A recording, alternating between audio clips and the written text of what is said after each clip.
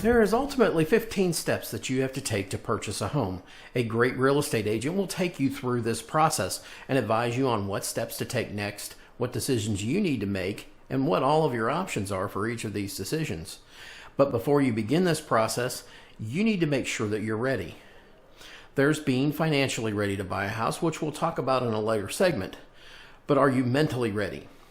You are about to make a big financial commitment and put down some roots. This is a conversation that you need to have with yourself, your spouse, and other family members that you look to for advice.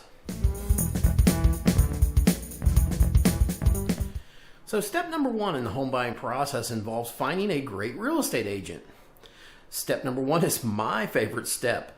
Find a real estate agent that you're comfortable with to guide you through this process. Your agent should be easy to get along with, listen to your wants and needs, and be experienced in the home buying and selling process.